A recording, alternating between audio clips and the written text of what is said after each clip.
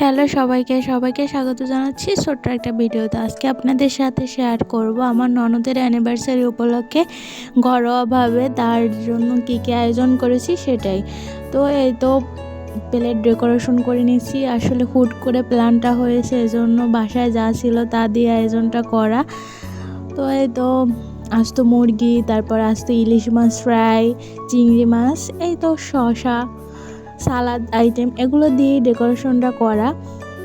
আর বাসায় সবার জন্য বিরিয়ানি করেছি, ওই ক্লিপগুলো আর কি নেওয়া হয়নি, ওই ভিডিওগুলো আর কি করা হয়নি সময়ের জন্য, হুটহাট করে করা এই জন্য।